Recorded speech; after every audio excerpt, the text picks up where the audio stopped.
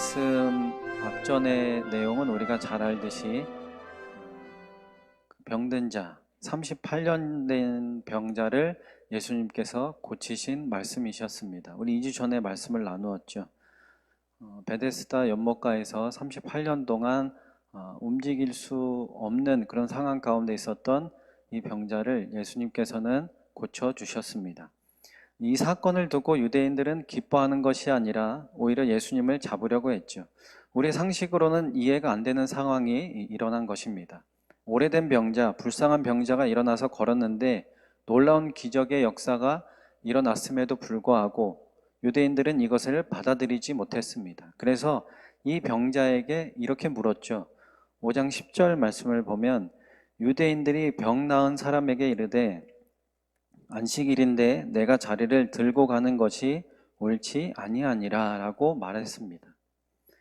이 유대인들의 사람들의 말대로라면 안식일에는 하나님도 오시면 안 된다라는 것이죠. 왜냐하면 하나님이 오시는 것도 일을 하시는 것이기 때문입니다. 이런 사고방식을 가지고 있던 유대인들은 예수님을 이 병자를 고치신 사건으로 인해서 지속적으로 박해하기 시작했습니다. 그래서 오늘 16절에도 보면 그러므로 안식일에 이런 일을 행하신다 하여 유대인들이 예수를 박해하게 된지라 라고 말씀하죠. 그러나 이런 유대인들의 박해 속에서도 예수님께서는 이 박해를 피하지 않고 오히려 당당하게 말씀하신 것이 있었습니다. 그 누구도 부정할 수 없는 것, 즉 하나님의 자녀라면 당당히 고백하고 감당해야 할 것들에 대해서 오늘 본문에 예수님께서 말씀하셨는데 그것이 무엇인지를 이 시간 살펴보고 우리 또한 그 고백을 할 수 있기를 소망하면서 말씀을 나누도록 하겠습니다. 첫 번째로 예수님은 진정한 아버지에 대해서 말씀하셨습니다. 당연히 예수님은 아들이니까 당연히 아버지에 대해서 말을 할 수밖에 없겠죠. 예수님에 대한 박해가 극에 달하고 또한 예수님을 잡아서 죽이려고 했던 이유가 두 가지가 있었는데요. 오늘 18절 말씀을 보면 유대인들이 이로 말미암아 더욱 예수를 죽이고자 하니 이는 안식일을 범할 뿐만 아니라 하나님을 자기의 친아버지라 하여 자기를 하나님과 동등으로 삼으심이러라 라고 말씀했습니다. 즉 첫 번째 이유는 예수님이 안식일을 범했기 때문에 박해를 하고 또한 죽이려고 했던 것이고, 두 번째는 하나님을 자신의 친아버지라고 했기 때문입니다. 예수님이 홍길동도 아니고 아버지를 아버지라고 부를 수 없고 뭐 그런 것도 아니지 않습니까? 당연히 하나님 아버지니까, 나의 아버지니까 아버지라고 불렀던 것 뿐입니다. 그런데 아버지를 아버지로 불렀다고 해서 예수님을 죽이려고 한 의도는 바로 하나님과 이 예수님 본인 자신을 동등으로 삼았기 때문이죠. 유대인들이 보기에는 자기들과 같은 사람임에도 불구하고 전능하신 하나님과 동일시한다는 것 자체가 이들에게는 도저히 받아들여지지 않았기 때문입니다. 그런데 이것에 대해서 예수님은 분명하게 말씀하셨습니다. 우선 안식일에 관해서 17절에 이렇게 말씀하죠. 예수께서 그들에게 이르시되 내 아버지께서 이제까지 일하시니 나도 일한다 하시매 라고 말씀하셨습니다. 유대인들이 안식일에 일을 하면 안 된다는 것을 어떻게 이해한 것일까요? 이를 정말로 우리가 생각하는 일로 생각하는 것입니다. 그래서 그것을 세부 규정으로 세세하게 정해놓은 것이죠. 그러나 안식일의 참된 의미는 우리가 잘 알고 있듯이 우리의 마음에 또한 영혼의 안식을 얻는 날입니다. 단지 일을 안 하고 어떤 행동을 하지 않고 하나님을 찾고 또한 예배하라는 말은 아니다라는 것이죠.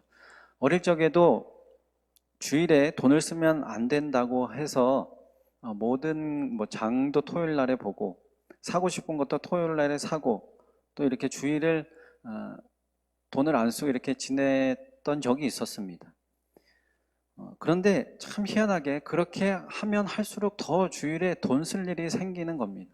뭐 친구가 만나자고 한다든지 아니면 갑작스럽게 뭐 어떤 일이 있어서 돈을 써야 되는 일들이 생겨난다라는 것이죠.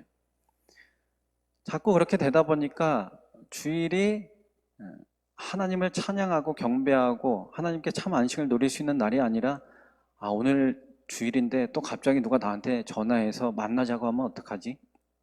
갑자기 어떤 일이 일어나서 내가 돈 쓸 일이 생겨나면 어떡하지? 그러니까 자꾸 다른 곳에 더 신경을 쓰게 되는 이러한 일이 생겨난다라는 것입니다. 돈을 쓰면 안 된다라는 것에 사로잡혀서 참된 안식을 할 수 없는 상황이 오게 되었다라는 것이죠. 사람들이 규정해 놓은 것들에 얽매여져 본질을 잃어버리게 되는 결과를 유대인들도 똑같이 겪고 있었던 것입니다. 그러니 병자가 고침받음에도 불구하고 그것이 옳지 않다라고 결론을 낸 것이죠. 이에 예수님은 단호하게 말씀하십니다. 아버지께서 지금까지 일하셨기 때문에 나도 일한다라고 말씀하신 것입니다. 맞습니다. 하나님은 창세로부터 지금까지도 일하고 계시고 또한 앞으로도 하나님은 지속적으로 일할 것입니다. 시편 121편 4절에도 이스라엘을 지키시는 이는 졸지도 아니하시고 주무시지도 아니하시리로다라고 말씀하고 있습니다. 신약 복음서에 말씀하신 거 아니고 구약에서 시편에서 말씀하셨다라는 것이죠. 유대인들도 이것을 분명히 알고 있었을 것입니다. 과거에 솔로몬이 지었던 또한 다윗이 지었던 또한 작자 미상의 어떤 사람이 지었던 이 말씀을 그들도 정말 몰랐을까요? 이처럼 아버지께서 일하시는데 어떻게 아들이 일을 안 할 수가 있겠습니까? 더 많은 일을 해야 되지 않겠습니까? 더 나아가 예수님은 어떤 분이시냐? 안식일의 주인이 되시는 분입니다. 마가복음 2장 28절에도 보면 이러므로 인자는 안식일에도 주인이니라 라고 말씀하고 있죠. 주인은 자신의 마음대로 할 수 있습니다. 누가 뭐라고 하든 내 마음대로 할 수 있는 것이 주인의 큰 권리죠. 그러니까 안식일의 주인인 예수님께서 병자를 고치든 무슨 일을 하든 아무 상관이 없다라는 것입니다. 그런데 유대인들은 그것을 따지고 들고 또한 그것을 통해서 더욱더 예수님을 박해하려고 했던 것이죠. 다음으로 하나님을 자신의 아버지라 한 것에 대한 것인데 예수님의 아버지는 당연히 하나님입니다. 왜냐하면 예수님이 분명히 아버지라는 표현을 지속적으로 사용하셨기 때문이죠.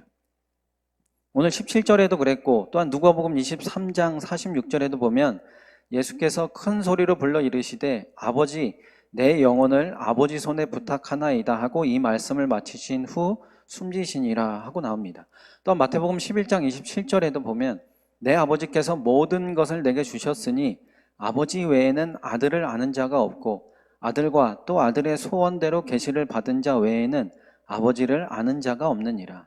또한 요한복음 14장 2절에는 내 아버지 집에, 또한 6절에는 아버지께로 올 자가, 또한 7절에는 내 아버지도, 또한 11절에도 내가 아버지 안에 거하고라고 말씀하고 있죠. 이 외에도 예수님께서는 수없이 많이 하나님을 아버지라는 표현을 사용하셨다라는 것입니다.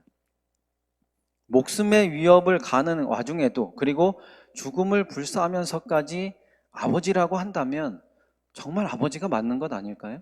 누가 자신의 아버지도 아닌데 너를 죽인다라고 하는데도 아버지라고 부를 사람이 어디에 있겠습니까? 정말 자신의 아버지가 맞으니까 나를 낳아준 부모, 아버지가 맞기 때문에 아버지라고 하는 것이죠. 그리고 무엇보다도 예수님은 하나님과 동등됨에 또한 기적의 역사를 펼치신 분입니다. 이렇게 명확한 증거가 있음에도 이 유대인들은 이것을 믿지 않았다. 아니 오히려 믿으려고도 하지 않고 그것을 들으려고도 하지 않았다라는 것입니다. 여러분, 세상은 하나님을 그리고 예수님을 믿지 않습니다. 그러니 우리는 명확하게 고백해야 하는 것이죠. 아버지 하나님을 그리고 아들 예수님에 관해서 우리는 고백해야 합니다. 우리가 고백하고 증인으로서의 역할을 감당해야만 세상은 우리를 통해서 하나님을 알게 되고 또한 예수님을 알게 된다라는 것이고 또한 예수님을 만날 수 있다라는 사실입니다. 그래서 우리는 어느 곳에 있든지 나의 아버지는, 나의 영혼의 진짜 아버지는 하나님이시다. 또한 그 아들 예수 그리스도가 나를 위해 또한 여러분을 위해 죽었다라는 사실을 온전히 고백해야 될 줄로 믿습니다. 그래서 이 온전한 고백에 쓰임받는 저와 여러분이 되시기를 예수님의 이름으로 간절히 소망합니다.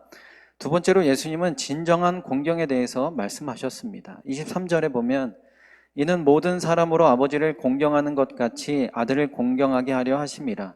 아들을 공경하지 아니하는 자는 그를 보내신 아버지도 공경하지 아니하느니라 라고 말씀하셨습니다. 아주 중요한 말씀이죠.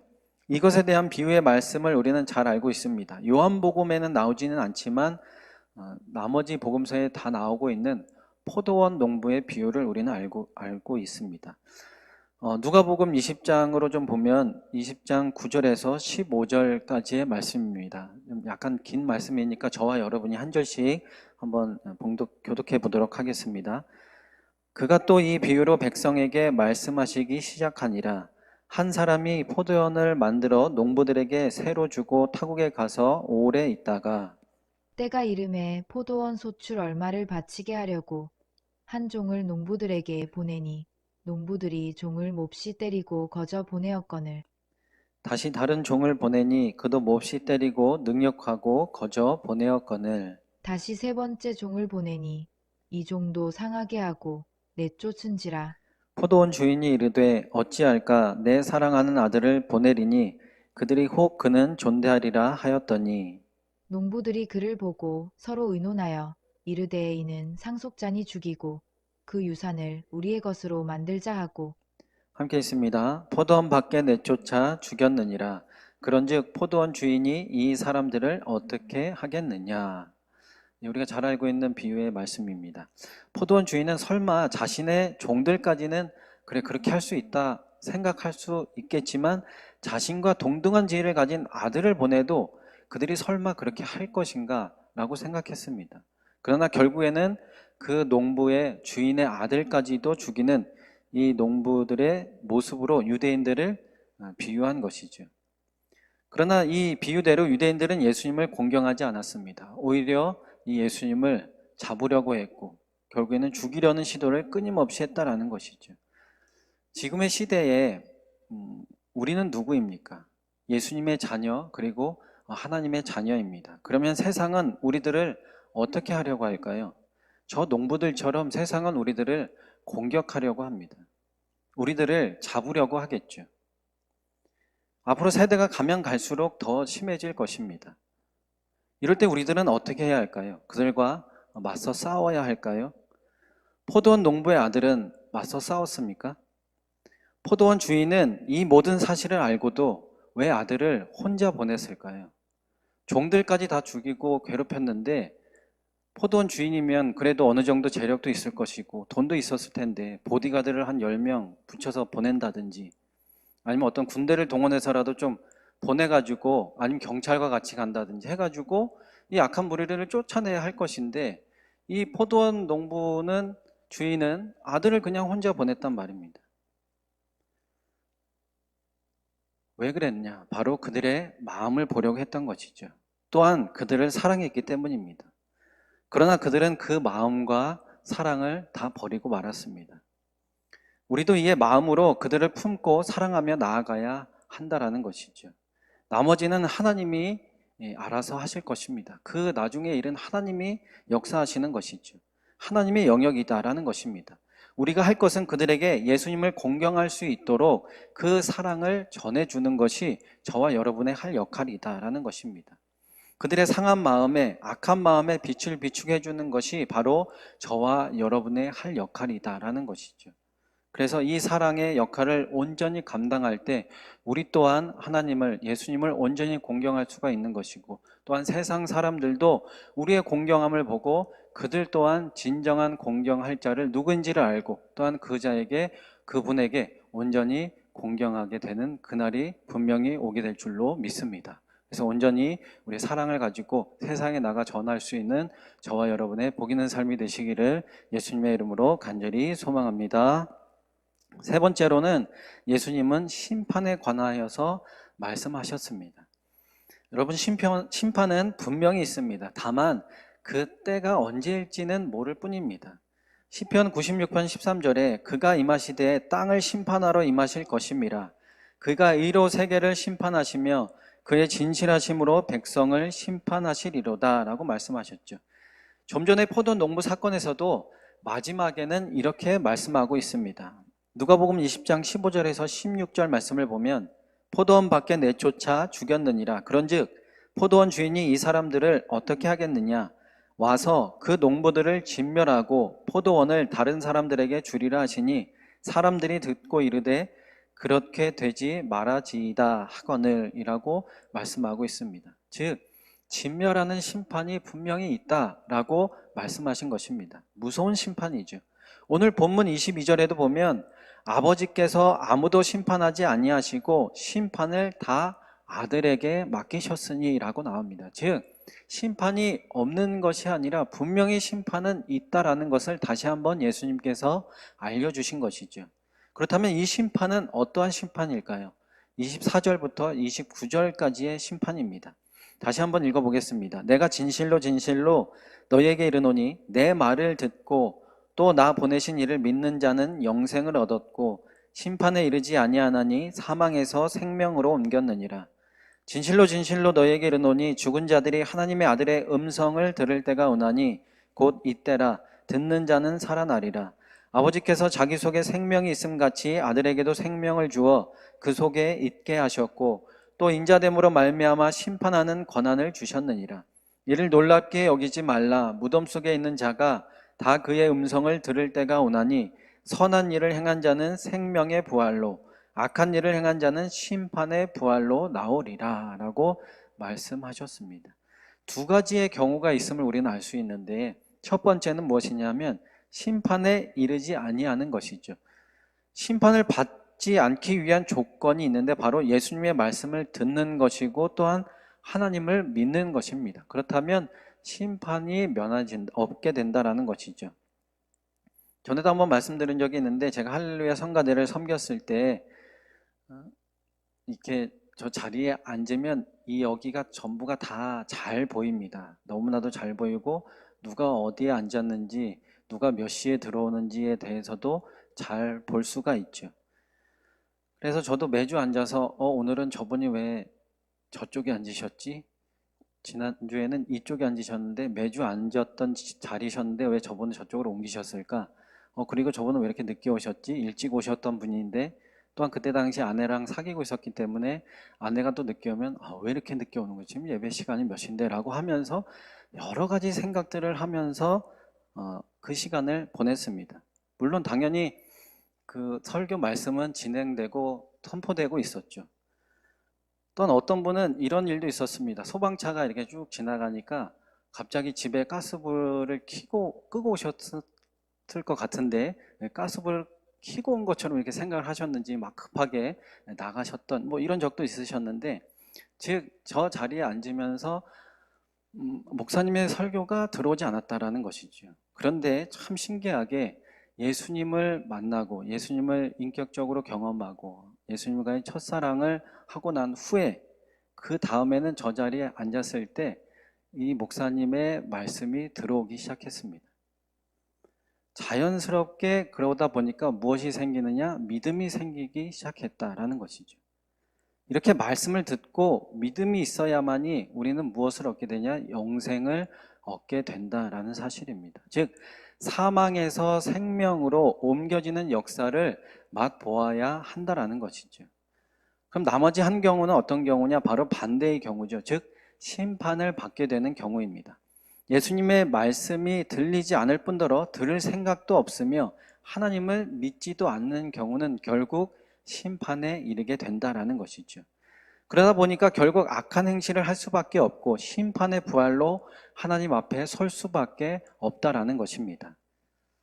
히브리서 9장 27절에도 보면 한 번 죽은 것은 사람에게 정해진 것이요 그 후에는 심판이 있으리니 라고 말씀합니다. 우리는 하나님의 사랑과 은혜 그리고 예수님의 희생과 섬김, 나눔을 전해야 하지만 그 외에도 분명한 심판이 있음도 전해야 한다라는 것이죠.